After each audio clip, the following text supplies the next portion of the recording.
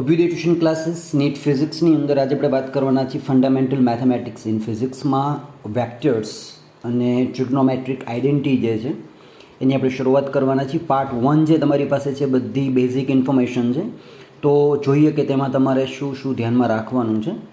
On screen તમે જોઈ શકો છો કે અહીંયા સાઇન કોસ ટેન જે છે એ ડિફરન્ટ ક્વાડ્રન્ટ એટલે કે વિવિધ ચરણોમાં છે. ધોરણ આપણે 8, 9 અને 10ની અંદર પ્રકરણ જે આવતા હતા યામ ભૂમિતિ એ ખાસ યાદ કરશો. તો યામ ભૂમિતિમાં આપણી પાસે પ્રથમ ચરણ, દ્વિતીય, તૃતીય અને ચતુર્થ એવા 4 ચરણ આપણી પાસે બનતા હતા.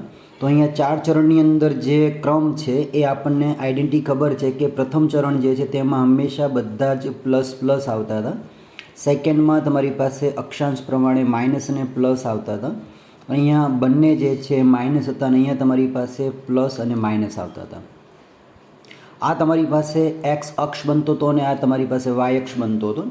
બાકીના આપણને ખ્યાલ છે તે પ્રમાણે એક્સ ડેસ્ટ અને વાય ડેસ્ટ બનતા હતા. તો આઈડેન્ટિટી જે છે યાદ ખાસ રાખવાની છે કે બધા જ આ ચરણમાં જે આવશે એ બધા જ પોઝિટિવ છે.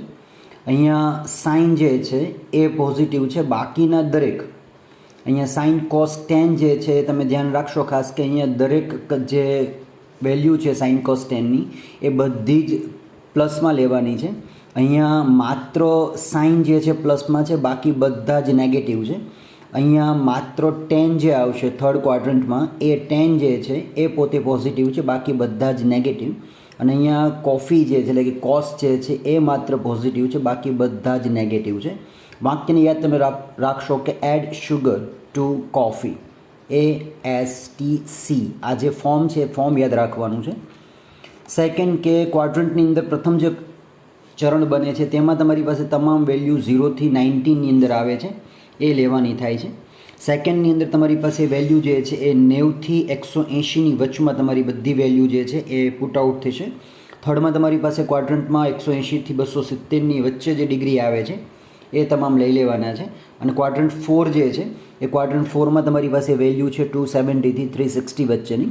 તો આ ક્વાડ્રન્ટના જે માપ છે ખાસ યાદ રાખવાના છે. ધોરણ આપણે 10માની અંદર યામ ભૂમિતિની અંદર ને ત્રિકોણમિતીય ગુણોત્તરો જે આવતા હતા એમાં આપણે 0, 30,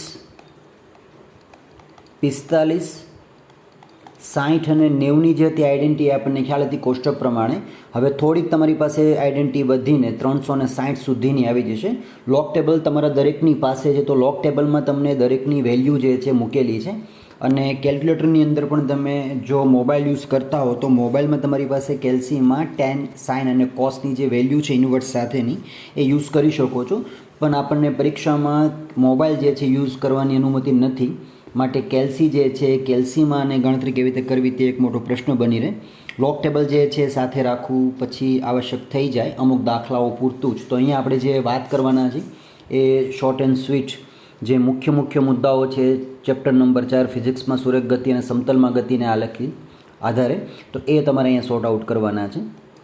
બીજું જે ક્વાડ્રન્ટ ફર્સ્ટ જે છે તેમાં સાઇનની વેલ્યુ દરેકમાં જે છે ફર્સ્ટમાં પ્લસ હતી, કોસમાં ફર્સ્ટ ક્વાડ્રન્ટમાં પ્લસ, ટેનમાં પ્લસ આવતી હતી. સેકન્ડ ક્વાડ્રન્ટમાં સાઇન જે છે પ્લસ હતા, બાકી બધા નેગેટિવ હતા. થર્ડની અંદર ટેન જે છે પોતે પોઝિટિવ છે અને ક્વાડ્રન્ટ 4ની અંદર જે છે એ દરેક નેગેટિવ આવે છે. તો આ વેલ્યુ જે છે એ ખાસ યાદ રાખવાનો પ્રયત્ન કરવાનો છે. ત્યારબાદ જઈએ તો તમારી પાસે અહીંયા આવે છે ફર્સ્ટ ક્વાડ્રન્ટ. તો તેની અંદર તમારી પાસે જોઈએ તો સાઇન કોસ જે છે બંને પ્રથમ ઓલામાં પોઝિટિવ હતા. તો તમારી પાસે જે ટેનની વેલ્યુ છે એ ટેનની વેલ્યુ થાય છે સાઇનના છેદમાં કોસ. હવે સાઇન અને કોસ બંને પોઝિટિવ હોવાથી બંનેના જવાબ તમારી પાસે જે લાવશો તે હંમેશા પોઝિટિવ રહેશે. કોસેક જે છે એ કોસેકમાં એનું ઇન્વર્સ થાય છે 1/sin. તો સાઇનની વેલ્યુ તમારી પાસે પ્લસ છે, તો 1ના છેદમાં પ્લસ મૂકો તો તમારો આન્સર જે છે એ પ્લસ જ આવવાનો છે. એવી રીતે સેક જે છે એ પોતે કોસનું ઇન્વર્સ થાય, તો 1/cos જે છે તો કોસ પણ અહીંયા પોઝિટિવ હોવાથી દરેકની વેલ્યુ પણ ત્યાં પોઝિટિવ છે. અને કોટ જે છે એની વેલ્યુ છે 1/10, તો એ પણ તમારી પાસે પોઝિટિવ બને. ઇન શોર્ટ કે જે ફર્સ્ટ ક્વાડ્રન્ટ છે ફર્સ્ટ ક્વાડ્રન્ટમાં બધી જ વેલ્યુ જે છે સાઇન, કોસ, ટેન, કોસેક, સેક અને કોટ આ બધાની જે વેલ્યુ છે એ દરેક વેલ્યુ પોઝિટિવ આવે છે. નેક્સ્ટ જો વાત કરીએ તો સેકન્ડ ક્વાડ્રન્ટમાં સાઇન જે છે પોઝિટિવ છે પણ કોસ નેગેટિવ છે, તો એની સામે તમારી પાસે ટેનની જો વેલ્યુ કરવાની થાય તો સાઇનના છેદમાં કોસ કરીએ તો પ્લસ અપોન માઇનસ કરી દઈએ તો તમારી વેલ્યુ જે છે એ માઇનસમાં લખાય છે. કોસેકમાં જો વાત કરીએ તો 1/sin છે, તો સાઇનની વેલ્યુ પોઝિટિવ લેવાની છે, તો 1/+ ઇક્વલ ટુ પોઝિટિવ આવશે કિંમત. સેકની કિંમત તમારી પાસે 1/cos છે, તો કોસ તમારે ત્યાં નેગેટિવ લેવાનો હોવાથી 1/- કોઈ પણ વેલ્યુ તમે ઇનપુટ કરો તો આન્સર તમારો જે છે ફાઇનલી માઇનસમાં જ આવે અને કોટની વેલ્યુ જે છે 1/10 થાય, તો 1/- કરતાં તમારી ઇનપુટ વેલ્યુ જે છે એ માઇનસમાં આવે. તો અહીંયા પણ તમારે ધ્યાન રાખવાનું છે કે માત્ર કોસેક જે છે એ પોઝિટિવ રહે છે, બાકી દરેક કિંમત જે છે એ નેગેટિવ છે સેકન્ડ ક્વાડ્રન્ટમાં. એવી રીતે થર્ડ ક્વાડ્રન્ટમાં જો વાત કરીએ તો થર્ડ ક્વાડ્રન્ટમાં સાઇન પણ નેગેટિવ છે અને કોસ પણ નેગેટિવ છે. તો આ દરેકની અંદર ટેન જે છે એ -/- તમે જ્યારે કરશો તો તમારી વેલ્યુ જે છે પ્લસ થઈ જશે. ગુણાકારનો નિયમ તેમાં પણ ખાસ યાદ રાખશો કે -5/-5, તો 5 જે છે પોતે 1માં આવી જાય અને માઇનસ કેન્સલ થઈ જાય, તો આ વેલ્યુ પ્લસમાં આવી જાય. એવી રીતે કોસેકમાં છે 1/sin, તો સાઇન નેગેટિવ છે તો 1/- વેલ્યુ રહેશું, તો અહીંયા પણ તમારી પાસે કિંમત જે છે માઇનસમાં આવી જશે. સેક તમારી પાસે છે 1/cos, તો કોસની વેલ્યુ નેગેટિવ છે, તો 1/- એટલે કે અહીંયા નેગેટિવ આન્સર આવશે અને કોટની વેલ્યુ જે છે 1/10, જે 1/+ કરીએ તો પ્લસમાં રહેશે, તો અહીંયા 10 અને કોટ જે છે થર્ડ ક્વાડ્રન્ટમાં પ્લસ છે, બાકી દરેક નેગેટિવ છે. નંબર 4થમાં જઈએ તો ફોર્થ ક્વાડ્રન્ટમાં સાઇન નેગેટિવ છે અને કોસ પોઝિટિવ લેવાનો છે, તો 10 એટલે કે sin/cos, તો -/+ની કોઈ જો વેલ્યુ આવે તો માઇનસમાં લેવાની છે. કોસેક જે છે એ 1/sin થાય છે, તો સાઇનની વેલ્યુ નેગેટિવ છે તો 1/- નિશાની લઈશું, તો જવાબ તમારો માઇનસમાં આવી જશે. સેક જે છે 1/cos છે, તો 1/+ની વેલ્યુ જો ઇનપુટ કરીએ તો તમારી પાસે વેલ્યુ ફાઇનલી પ્લસમાં આવશે અને કોટની વેલ્યુ જે છે 1/10, તો 10 તમારી પાસે એ ફરી તમે ધ્યાન રાખશો કે માઇનસમાં છે તો 1/- લઈશું તો નિશાની પણ તમારી પાસે માઇનસમાં આવે. તો અહીંયા માત્ર ફોર્થ ક્વાડ્રન્ટમાં સેક જે છે પોતે પોઝિટિવ છે, બાકી દરેક નેગેટિવ છે. આઈ રિપીટ કે 4 ક્વાડ્રન્ટ છે, તો 4 ક્વાડ્રન્ટની અંદર જે વેલ્યુ છે એ વેલ્યુ ખાસ યાદ રાખવાની છે. પહેલાંમાં બધી પ્લસમાં છે, સેકન્ડમાં તમારી પાસે માત્ર કોસેક જે છે પોઝિટિવ છે, થર્ડની અંદર 10 અને કોટ બંને પોઝિટિવ આવે છે અને ફોર્થમાં તમારી પાસે માત્ર સેક જે છે પોતે પોઝિટિવ આવે છે, બાકી દરેક વેલ્યુ તમારી પાસે નેગેટિવ છે. ઉપરાંત તમારી પાસે એક આ કોષ્ટક છે જેમાં તમારી પાસે angle sine theta, cos theta, tan, cot, sec અને કોસેક થીટા. જો ફર્સ્ટ ક્વાડ્રન્ટમાં વાત તમારી પાસે થાય તો તમારી પાસે અહીંયા એક્સ જે છે માઇનસ તમારી પાસે લેવાનો છે, તો અહીં -x, cos x, -10x, -cot x, sec x અને cosec x. તો આ વેલ્યુ તમારી જે ક્વાડ્રન્ટમાં આપણે હમણાં આગળ ઉપર જોઈ એ પ્રમાણે વેલ્યુને ખાસ આઈડેન્ટિફાય કરવાની છે. 180થી -4x કરીએ તો તમારી પાસે જે વેલ્યુ આવશે સાઇનની પોઝિટિવ રહેતી હોય છે, કોસની નેગેટિવ રહેતી હોય, ટેનની નેગેટિવ, કોટ, સેક અને બંનેની નેગેટિવ અને કોસેકની જે છે પોઝિટિવ વેલ્યુ રહેતી હતી. 180+x લઈએ તો 180+xમાં તમારી પાસે ક્વાડ્રન્ટ જે છે બદલાઈ જાય, તો ક્વાડ્રન્ટ તમારું આ સેકન્ડ આવી જશે. તો સેકન્ડમાં તમારી પાસે સાઇન માઇનસ છે, કોસ માઇનસ છે, ટેન જે છે પોઝિટિવ છે, કોટ પોઝિટિવ છે, સેક નેગેટિવ અને કોસેક નેગેટિવ આવે. થર્ડ ક્વાડ્રન્ટમાં 360 -xની જો વાત થાય તો સાઇન x માઇનસમાં, કોસ પ્લસમાં, ટેન માઇનસમાં, કોટ માઇનસમાં અને સેક પ્લસમાં, જ્યારે કોસેક માઇનસમાં આવી જાય. અને 360+xની વેલ્યુ થાય તો સાઇન, કોસ, ટેન, કોટ, એક્સ અને બધા જ જે છે બધા જ પોઝિટિવમાં આવી જશે. તો આ વેલ્યુ તમારે કેવી રીતે ઇનપુટ કરવાની છે તે આપણે હવે જોવાના છીએ. બિફોર ડેટ અહીંયા તમારી પાસે કોષ્ટક છે જેમાં તમારી પાસે 0થી લઈને 360 એંગલ સુધીની દરેક વેલ્યુ છે. ખૂણાના માપ તમારી પાસે રેડિયનમાં જે આપેલા છે બધા 0, 0માં છે. પછી જો 30 ડિગ્રી તમારે રેડિયનમાં કન્વર્ટ કરવું હોય તો તમારી પાસે π/6નું વેલ્યુ છે. 45 તમે રેડિયનમાં કન્વર્ટ કરો તો π/4 છે.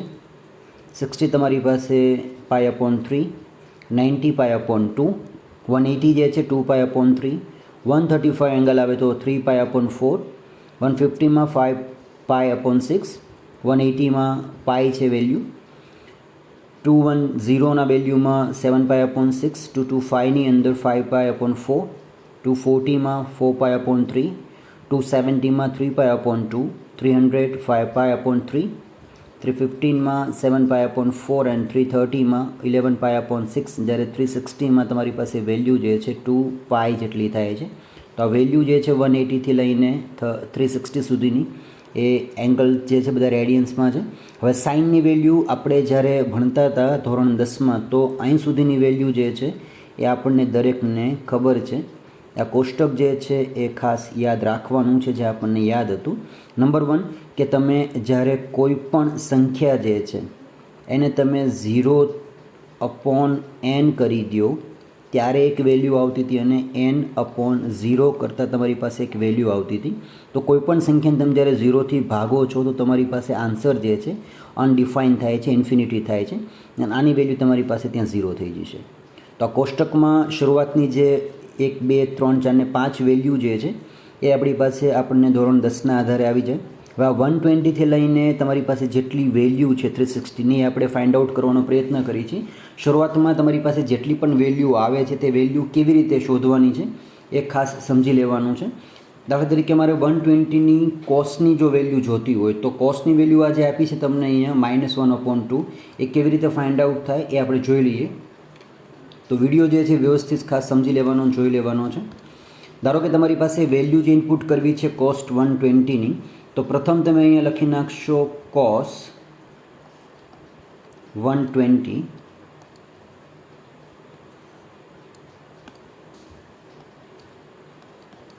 બરાબર. હવે કોસ જે છે એ તમે લખશો આ રીતે cos 180 -60.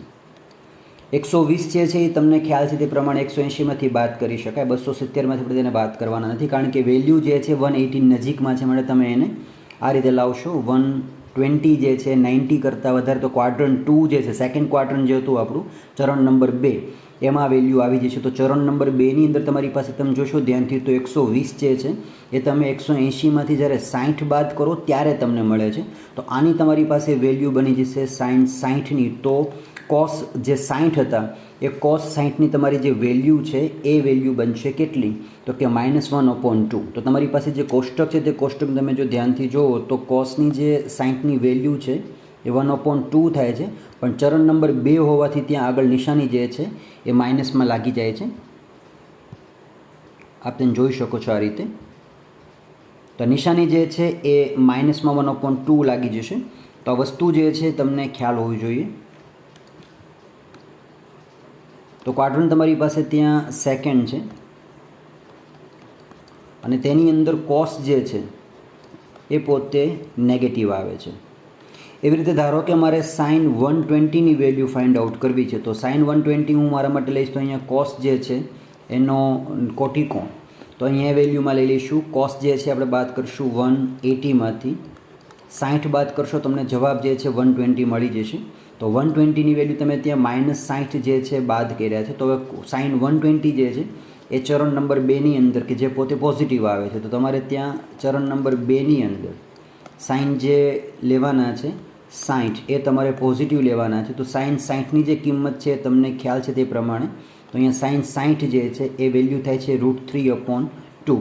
તો √3/2 જે છે એ પણ તમારી પાસે ત્યાં સેમ વેલ્યુ છે √3/2 પોઝિટિવમાં. તો તમારે ક્વોડ્રન્ટ જે છે ખાસ યાદ રાખવાના છે અને ક્વોડ્રન્ટના આધારે તમારી પાસે જે તે વિગતો ફાઇન્ડ આઉટ કરવાની થાય તો તમે તે લઈ શકો છો. આવી રીતે tan તમારે જો જોતું હોય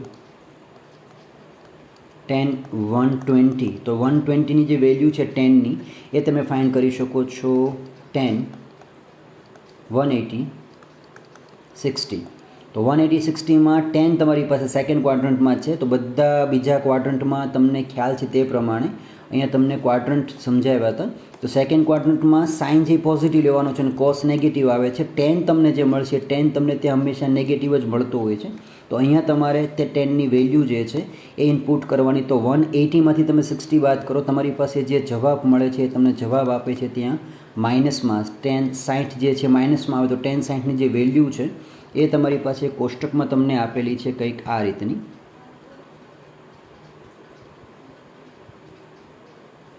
તો tan 60ની તમારી પાસે જે વેલ્યુ છે એ વેલ્યુ છે √3, પણ અહીંયા તમારી પાસે 120માં તમે લેવાના છો -1√3.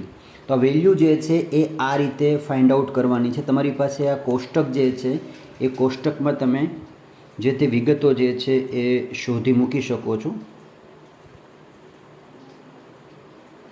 લોગ ટેબલ તમારી દરેકની પાસે છે, તો લોગ ટેબલમાં તમને આ દરેક વેલ્યુ જે છે એ આપેલી છે, તો તમને થોડોકને ફાયદો કરાવશે આઈ હોપ. તો ખાસ તે ધ્યાન રાખવાનું છે. વેલ્યુ જે છે આ દરેકની આ રીતે શોધી શકીએ 120થી લઈને 360 સુધીની. તો એ થાય. કોઈ વિગતમાં તમને જો ખ્યાલ ન આવે તો તમે ચોક્કસથી મને જણાવજો. સમગ્ર વસ્તુ જે છે એને તમારે જો યાદ રાખવી હોય તો એક આ રૂલ્સ જે છે એ ફોલો કરવાનો છે. તે રૂલ્સ તમારે માત્ર મેમરાઇઝ કરી લેવાનો છે કે કેવી રીતે આ રૂલ્સ એપ્લાય થાય છે. એક જ સેન્ટેન્સ છે એટલે તમને તરત જ ખ્યાલ આવી જશે. ક્વાડ્રન્ટ પછી કોઈ પણ હોય તો દાખલાઓ તમે જ્યારે ફિઝિક્સના આ ચેપ્ટરના ગણતા હશો તો તેની અંદર આ રૂલ્સ જે છે એપ્લાય થતો હોય છે. તો કેવી રીતે એપ્લાય કરી શકાય એ જોઈ લઈએ. તો કોસની તમારી પાસે જે વેલ્યુ છે એ વેલ્યુ તમે સમથિંગ લાઈક આ રીતે યાદ રાખશો. કોસ એક્સ તમારી પાસે કોઈ પણ આવે તો યાદ રાખશું કે કોસ જે છે તેની ઇન્વર્સ વેલ્યુ માઇનસમાં તમારે લઈ લેવાની છે. તથા સેક જો હોય કોઈ એક્સ ડિગ્રી માટે તો એની વેલ્યુ તમારી પાસે ત્યાં સેક જે છે એ માઇનસ એક્સમાં સેમ રહેવાની છે. બાકી બધા માટે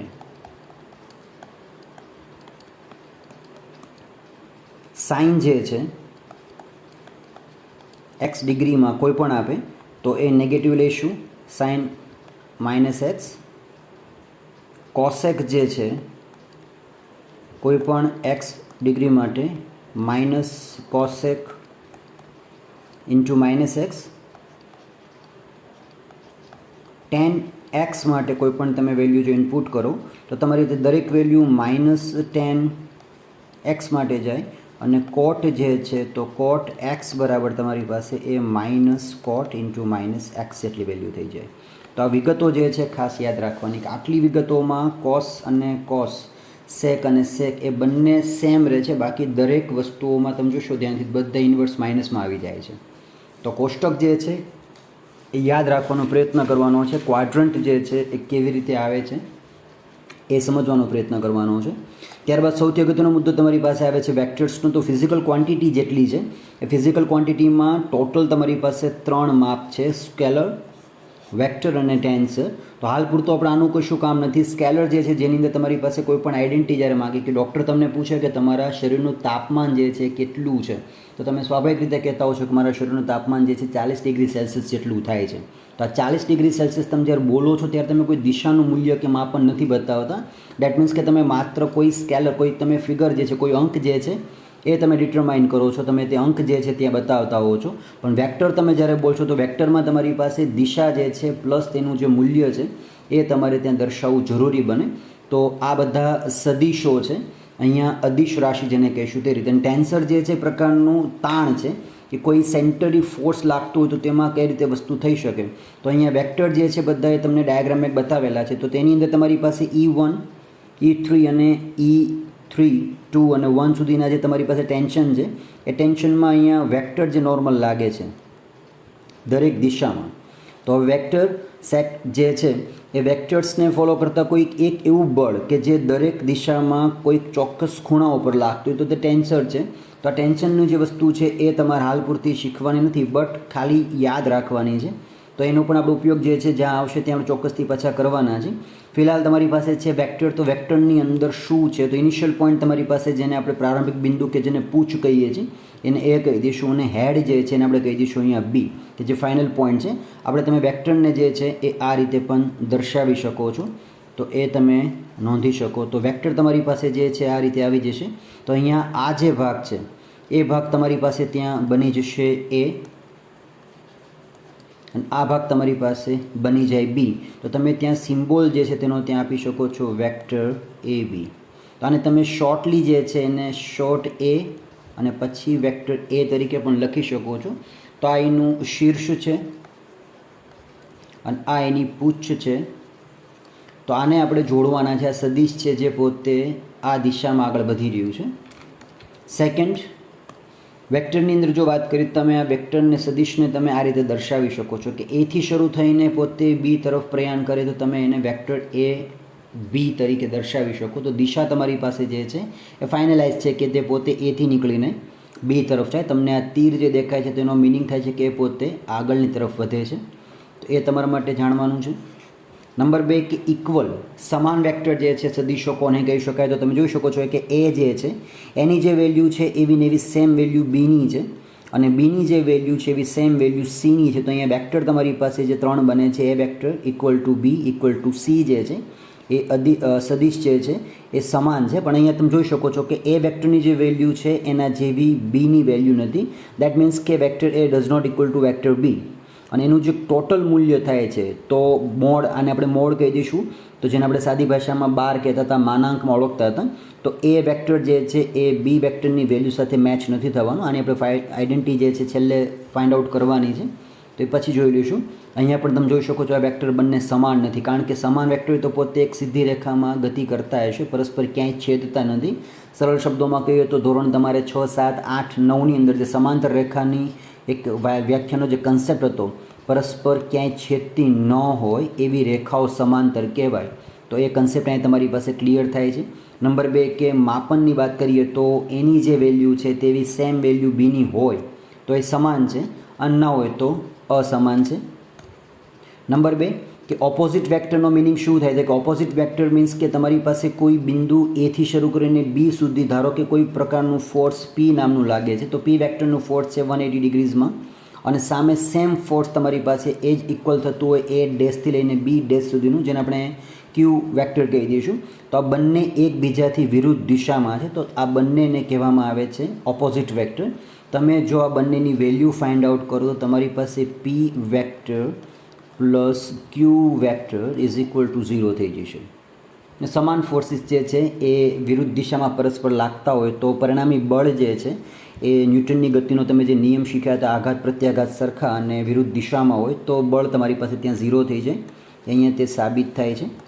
નંબર 2 છે કોલાઇનર, કે જે પોતે એક રેખામાં અક્ષિસમાં સમાંતર ચાલતા હોય તો એક્સ અક્ષ જે છે એની સાથે તમે જુઓ તો પેરેલલ જે છે પી વેક્ટર એ પણ કોમન છે. આ ક્યુ જે છે એ પણ એક એક્સને સમાંતર ચાલે છે. અહીંયા આર વેક્ટર જે છે એક્સને સમાંતર છે, અને એસ વેક્ટર પણ એક્સને સમાંતર ચાલે. તો અહીંયા દિશા ભલે અલગ અલગ હોય પણ આ દરેક પોતે કોલાઇનર છે. કોલાઇનરનો મતલબ તમારી પાસે થાય છે કે આ બધા સુરેખ જે છે એ એક અક્ષને સમાન રહીને પોતે ગતિ કરે છે. તો આ વેક્ટર જે છે જેને કહેશું સુરેખ વેક્ટર છે, તો એ સદિશમાં લઈ શકાય. પછી છે કોપ્લાનર, કે સમતલના જે સદિશો છે. તો કોઈ એક સમતલ તમારી પાસે દોરેલું છે જેને આપણે આલ્ફા સમતલ કહી દઈએ. તો આલ્ફા સમતલમાં અક્ષિસ જે છે ઝેડ, વાય અને એક્સ અક્ષની ધરી ઉપર જો અહીંયા વેક્ટર ફોર્સ લાગુ પડે તો પી જે છે એ વેક્ટર, ક્યુ અને આર જે છે દરેક એક જ સમતલમાં હોવાથી આને કીધા છે કોપ્લાનર વેક્ટર. ત્યારબાદ જો યુનિટ વેક્ટરની વાત કરીએ તો કિંમત તમારે જે શોધવાની છે, આપણે અગાઉ એક વખત ફિઝિક્સમાં દાખલો આનો ગણેલો છે, જો તમને કદાચ ખ્યાલ હોય તો વેક્ટર દાખલામાં તમારી પાસે ધારો કે કોઈ ઇનિશિયલ પોઈન્ટ એથી લઈને ફાઇનલ પોઈન્ટ જે છે બી સુધી કોઈ આર ફોર્સ કે કોઈ આર વેક્ટર જે છે પોતે ડાયરેક્શનમાં ચાલતું હોય તો યુનિટ વેક્ટરની જે વેલ્યુ છે તો એ વેલ્યુને તમે બતાવશો ત્યાં આર કેપ સાથે. આને આપણે વાંચશું આર કેપ. સિમ્બોલિક તમે એને આ રીતે લખી શકો છો. આ પણ એક વેક્ટર બતાવવાનો જ એક પ્રકારનો પ્રકાર છે, તમે તેને આર બાર પણ કહેતા હતા. તો આ વેલ્યુ તમારી પાસે જે છે એ આરની ડાયરેક્શન અપોન આરનું કુલ જે મોડ છે વેલ્યુ છે એ થઈ જાય, અને તમારી પાસે આ કિંમત જે છે કિંમત થઈ જશે ત્યાં 1. તો ખાસ યાદ રાખશો કે આ બંને કિંમતો આધારિત દાખલા તમારી પાસે જેને કીધું છે યુનિટ એટલે કે મૂલ્ય વેક્ટર કે એકમ વેક્ટર છે. ત્યારબાદ નલ વેક્ટરનો મતલબ થાય છે શૂન્ય વેક્ટર. તો ફોર્સિસ જે છે એ તમે જોઈ શકો છો કે ન્યૂટનની ગતિના એક નિયમ પ્રમાણે એક ફોર્સ જે છે પોતે ડાયરેક્શન જે છે ધારો કે આ નોર્થ ટુ સાઉથની છે તો એ દિશામાં લાગે છે, અને આ ફોર્સ તમારી પાસે સાઉથ ટુ નોર્થમાં લાગે છે. બંને વિરોધી બળ લાગે છે, તો એની જે નેટ વેલ્યુ છે એ નેટ વેલ્યુ 0 થઈ જશે.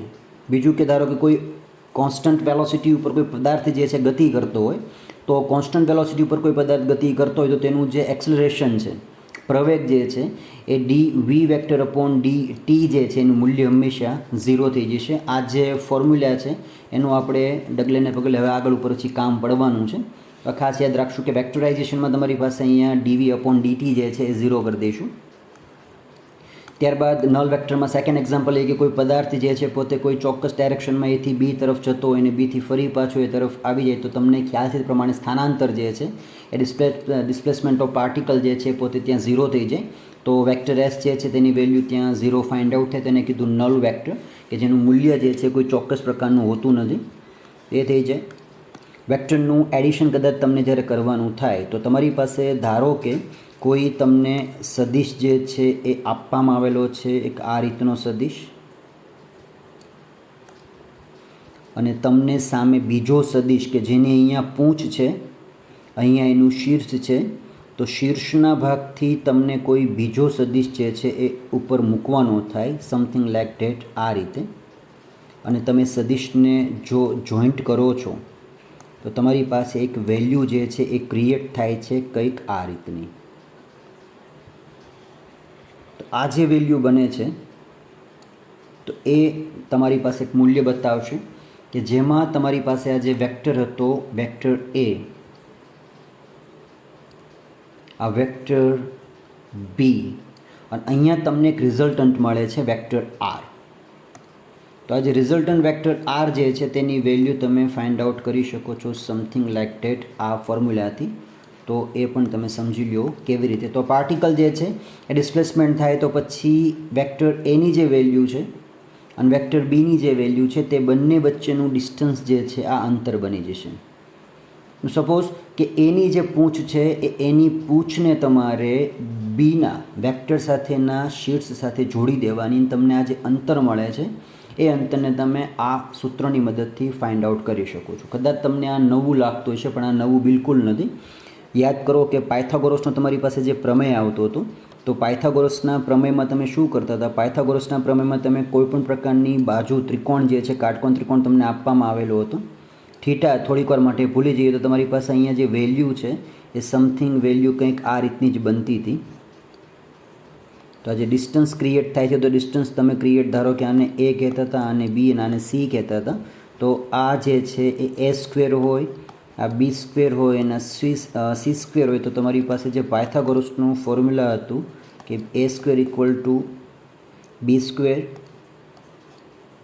Plus c square. તો અહીંયા તમારી પાસે કુલ જે વેલ્યુ બનતી હતી એ આ બંનેના સરવાળા જેટલી બનતી હતી. ત્રિકોણની અંદર કોઈ પણ બે બાજુ છે તો બે બાજુના માપનો સરવાળો જે છે એ ત્રીજી બાજુ કરતાં હંમેશા અધિક થાય, સમતાનો એક નિયમ છે. અને ત્રિકોણની કોઈ પણ બે બાજુની બાદબાકી હંમેશા ત્રીજી કરતાં નાની હોય. તો આ એક રૂલ્સ જે છે બેઝિક તમારે આપણે ભણવામાં આવી ગયા છે પ્રાથમિક ધોરણની અંદર, માધ્યમિકમાં પણ. તો એ ખાલી યાદ રાખવાના છે, બાકી ચેપ્ટરમાં કશું જ અઘરું નથી. નંબર 2 કે તમારી પાસે જો અહીંયા પણ તમે વેક્ટરનો ઉપયોગ કરો તો જે પૂંછ જે છે એ શીર્ષ તરફ અહીં આગળ વધે છે એ તરફ, પછી એથી ફરી પાછો વેક્ટર જે છે પોતે બી દિશામાં જાય.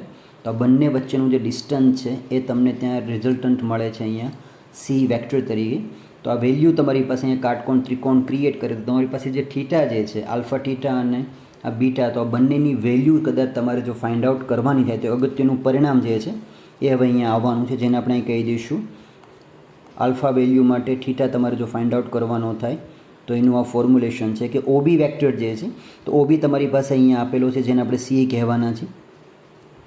ઓ એ તમને અહીંયા આપેલો છે, એ બી તમારી પાસે અહીંયા છે.